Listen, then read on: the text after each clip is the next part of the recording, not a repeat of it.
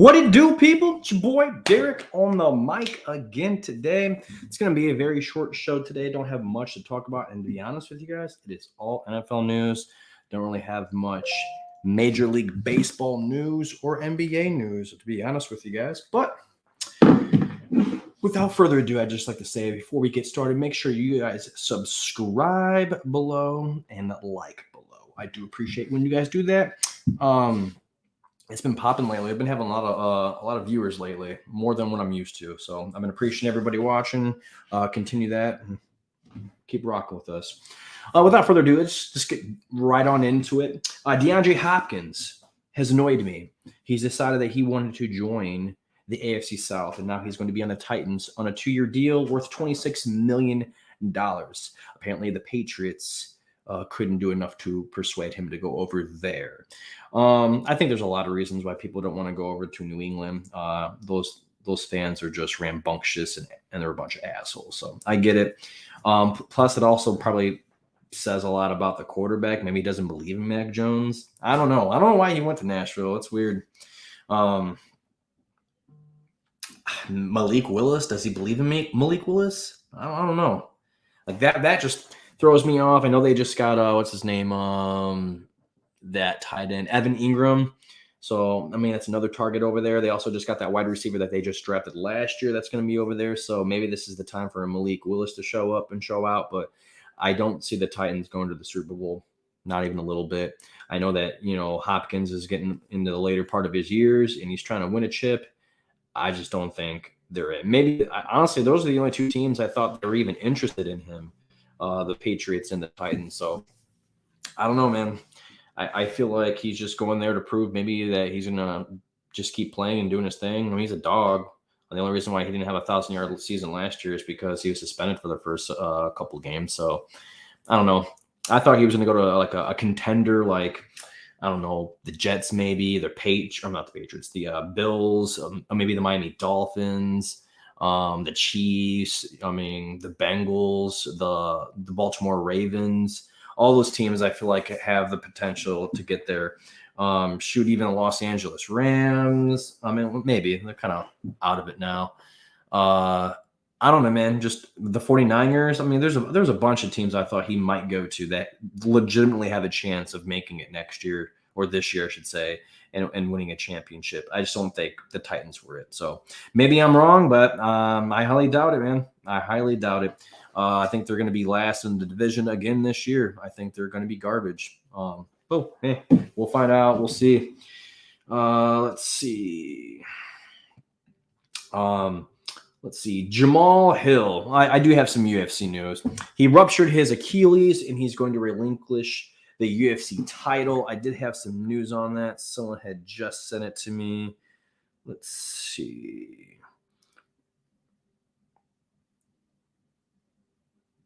I don't know who that was. Okay. Where's my UFC chat?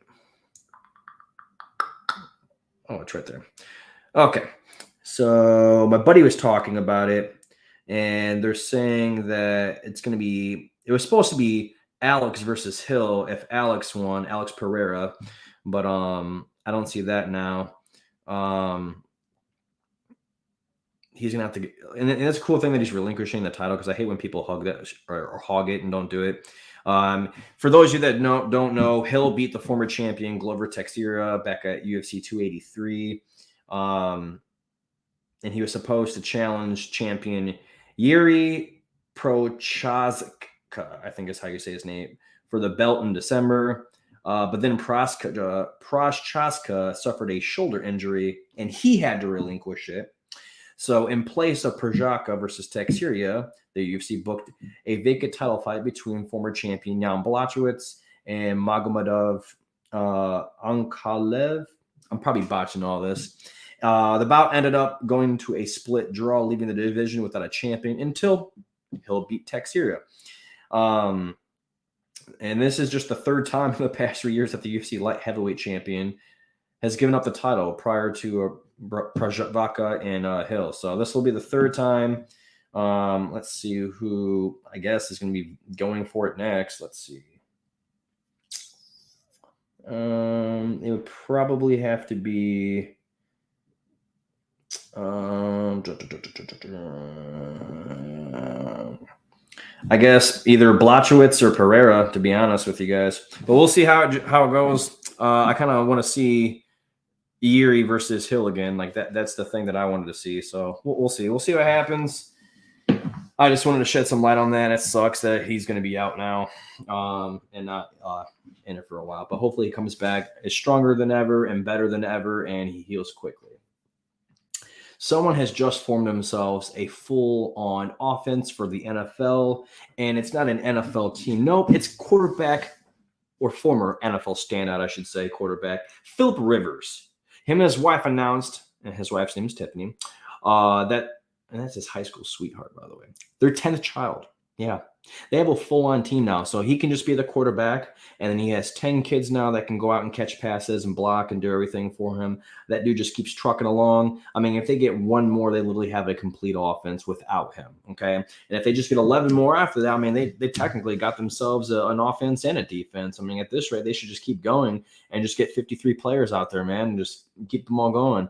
I mean, I'm just wondering how many Rivers are going to be in the world, and when 15 years from now or 20 years from now, when they go to go off into their own lives, are any of those guys going to go into the NFL or any other sports and whatnot? Man, just crazy. 10 fucking kids, dude, from the same person. That girl's a champ, bro. That girl's a champ. Wow, that's a lot of kids, dude. Fucking kids. That's a lot of kids, man. That's a lot of kids. But shout out to them and their kids. Congratulations on you guys getting your 10th child. Bill Belichick's friends are privately worried about the head coach's job security.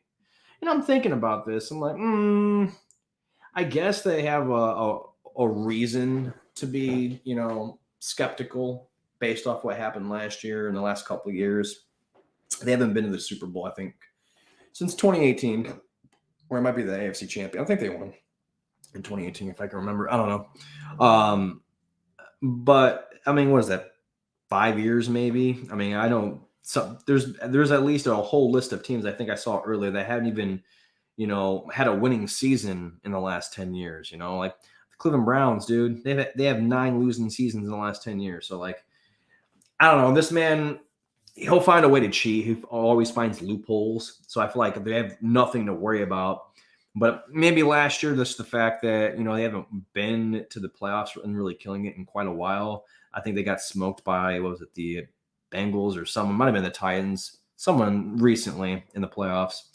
But, they got Bill O'Brien coming in. The whole revamped offense, they got some new studs in there and whatnot. Like, this is the year. So I think that they're saying, like, oh, they're going to have to do something this year. If they don't do something this year, maybe his job will be on the line. But dude's got a long resume. I feel like before he'll even get let go, he just would retire. I don't think he'd want to play for another team or be on another team. Not play for another team, but coach for another team. I think when he's ready to go, I think that's when he'll just call it quits. He'll go up to Robert Kraft and I'm trying to go. But Robert Kraft did make a juicy statement. Someone asked him if he saw Bill Belichick coming back next season if he didn't have a good season this year. And he said about just a lot of compliments about Bill Belichick, but also said literally after that, like, this is a business, and he said, so we'll see what happens. So essentially he's saying, like, there is a possibility that, hey, I could can Bill Belichick this year, but we're just going to see what happens. I feel like that's just a load of shit. I feel like that's just something just for him to say, just a blanket answer.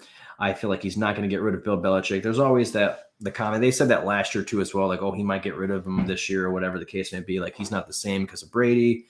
But I just feel like that's just a load of shit. It's Bill Belichick. And like I said, he always finds a loophole in every single system. They're always doing pretty well. They're not complete ass. Their defense is always top 15. I don't think they've had a terrible defense in quite a long time. Their offense just needs some work, and I think they got Bill O'Brien in them to do that. So I think we'll be fine. NFL and NFL Films have selected the New York Jets to be on Hard Knocks this year.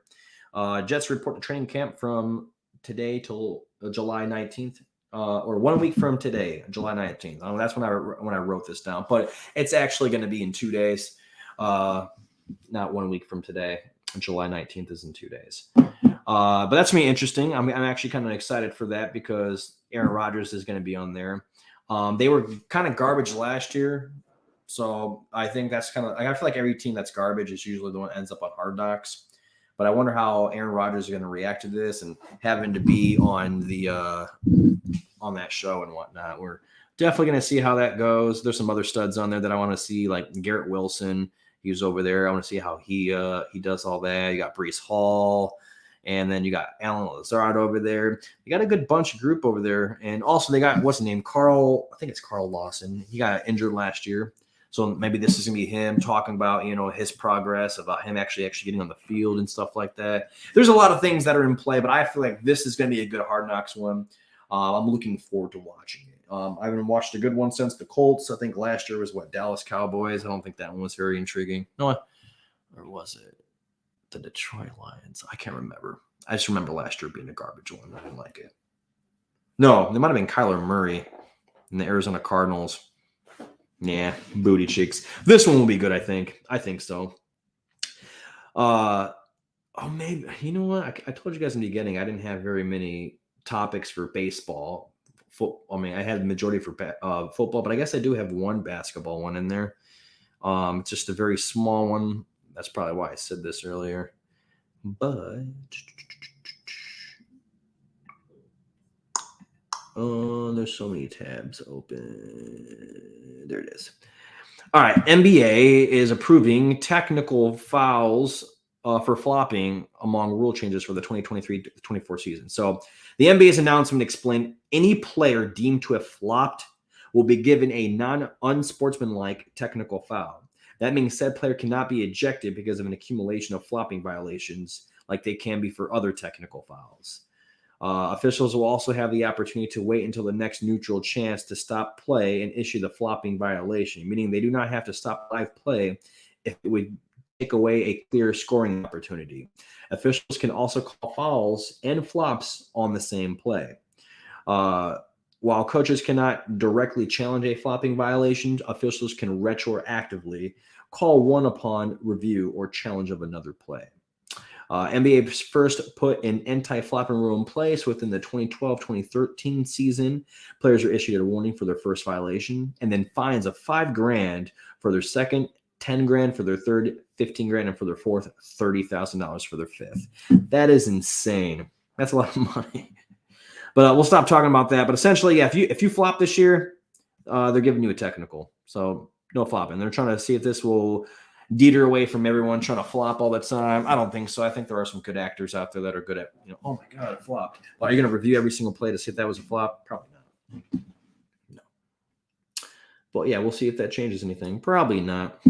49ers Deebo Samuel cuts off a radio interview after questions about his Eagles comments. And I'll show you real quick. Just a brief. And this is, if you go to CBS Sports Radio, yada, yada, yada. This is how it goes. Deebo Samuel here with us. Well, something that is your call. I saw what you said about the Eagles back at the Super Bowl at Sirius, where if Brock Purdy didn't get hurt, you guys would have won that game by double digits. Why would that have been the case? I don't know. That's old. So do you not still believe that? I mean, I do, but I mean, we're not. That shit is like we're not gonna keep talking about it. I mean, I said what I said. Gotcha. So then what happens this year when you play Philly on December 3rd? I don't know. Just wait till week 13, 12, whatever week it is. We'll show you. Well, then you know how that's going to go down. You're going into Philadelphia. Those fans are going to be booing you loud. You have a message for Eagles fans? Hey, guys. Yeah? All right, we're good to go. What do you mean? We have Deebo on right now. Yeah, I know, but we're going to head into camp right now. Are you serious? Okay. Thank you. There you Thanks, go. Bye. Deebo Samuel right there. Doesn't want to answer a few questions. Are you serious? We got hung up on because all we did was ask him about the quarterback situation. All right, so I'm going to end it right there. I'm with Deebo on this one. I have seen throughout the offseason that because of his comments earlier on after the game and then like later on, other interviews and whatnot, him essentially saying that Brock Purdy was the reason why they lost that game. He got injured and was out, so they basically had no quarterback. All their quarterbacks pretty much died, and they didn't have an emergency quarterback to come in and play. So essentially, going out there, Brock Purdy was injured and he couldn't throw the ball. He was literally injured. So they were limited in their playbook. So they didn't win the game, essentially, is what he was getting at. So this guy is over here harping on the same issue that he's already talked about before. You can go on all the other interviews that he's been on before, and he's said it before, and he's explained everything. And I feel like this guy from CBS Sports was just trying to bring it up again and talk about it again, maybe get some clicks for his show. It's just done. It's kind of old news, and I think he kind of like Deebo feels that. Like he feels like this is old news. He's tired of talking about it. He's already seen, or you've already seen him talk about it. So like, why bring it up again? It's like you're like talk about something different. Maybe how he's gonna go into this off season. Like, is he looking at anything different? Is he gonna do anything different this year? No, he just talk about, what's your message to Philly fans? What's your thoughts going into Week 13? He's like, I don't know. I guess you'll have to see when we get there. But I think when he got asked about that quarterback situation, the guy kept pressuring him on it. Like he got annoyed by it, and he's like, I just don't want to talk to this guy. Yeah, we don't have to talk to you, or I'm sorry, players don't have to talk to you if you're going to keep talking about the same damn thing all the time. It's like I wouldn't want to do any interview with you either. Like you have nothing else to talk about. You're literally just going to keep talking about the same thing over and over and over again. It gets kind of boring. I see that shit all the time on ESPN. I see that shit all the time on like CBS Sports News and NFL.com. And, once one person has one subject, they run with that shit for like a week. And it's just like, dude, all right, man, like, can we listen or talk about something else in general? Like, why are we listening to the same shit all the time? Like, something new. Like, I get it in these off seasons. There ain't much to talk about. You got to figure out something, man, because, talking about the same subjects all the time, it gets annoying. So I feel for Deebo on this one. I understand why he did what he did.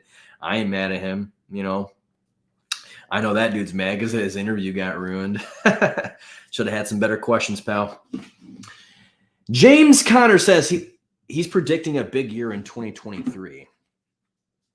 I'm going to go over you guys' stats with this man right quick. So his year at the Cardinals, he played 15 games in 2021, and last year he played 13 games.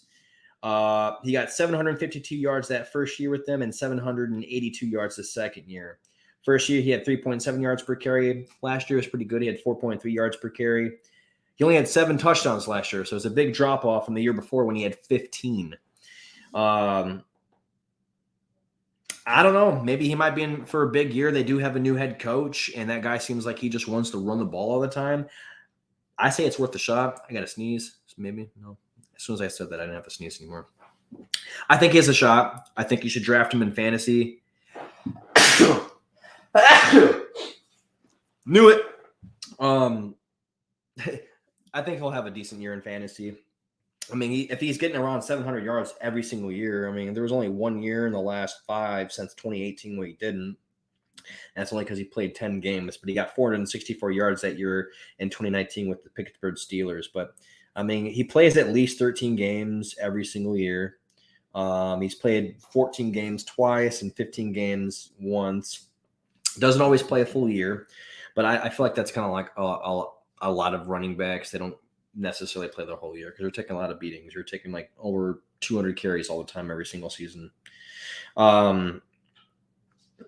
I don't think his touchdowns are going to be double digits or anything like that, but you never know. He had 1 year where he got 15 and another year he got 12, but that was back in 2018. So I don't see the double digits touchdowns, but I do see a decent amount of touchdowns. I do see him getting probably around 1,000 yards, if not more. He's going to be a serviceable back. Am I drafting him super high? I'll probably get him in the middle rounds, maybe a little bit later, but probably the middle rounds, just depending on how this draft is going to go. It's going to be a really weird draft, though. I don't know if y'all saw, but a lot of running backs didn't get their contracts signed this year. Excuse me. You got there's no deal for the Giants running back Saquon Barkley. Talks were going down the wire. Best efforts were made to strike a compromise. He'll play on the tag, but the question is when he'll play with the tag. And I think they're at the franchise tag is like 10 point something million or something like that. Maybe it's like under 10.1. And they can also skip all of training camp because they're not under contract, so they're not going to get fined for missing training camp. They will lose some game checks though if they miss some regular seasons. I think. Let's see, Saquon Barkley would miss. Let's see, where'd it go? He'd be missing out on $560,000 per game if his holdout continues into the season. I'm not sure what it'd be for the other guy, Saquon Barkley. I'm not Barkley. Josh Jacobs. Also, Dalvin Cook isn't signed anywhere. Tony Pollard didn't get any deal. He was getting close to a deal. He didn't get one either. I mean, it's a little scary out there. Derrick Henry came out and voiced his opinion. I saw that Jonathan Taylor, put out wow on his Twitter. I mean, I get it, man. These running backs should get paid. It feels like they're just what they do is they just draft a running back for 4 to 5 years. They have that 5th-year extension that they can just ignore, or maybe they do get them, and then they sign them to a 1-year franchise tag, and then the year that they sign them for the franchise tag, they just draft another running back the following year to replace them, and they just let that guy go off into the free agency. I feel like that's kind of annoying. You should retain your players or pay this guy. I mean, Saquon Barkley's a stud. Josh Jacobs was a leading rusher last year. Apparently, they were really close, though, in all these deals. Let's see. For Saquon Barkley, he was offered about $11 million for his contract. That says sides are only about $1 to $2 million apart. Don't know how accurate that is. That's just all allegedly. Let's see. Josh Jacobs, he was close. He was sitting in the car with Max Crosby at the facility at the deadline, ready to sign if a deal got done. It just didn't. So they don't know when the rushing champ's going to return. And honestly, you know what? A better way to do this and fast forward all this, just make all running backs go into a holdout or like a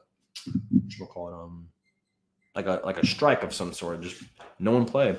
I guarantee you, if every single running back that's a starter for all teams decided that they're not going to play or whatever, and they all held out and whatnot, might change some things pretty quickly. What are you going to do if you have no running backs? If every single running back did that, something that you guys can think about, but I don't know.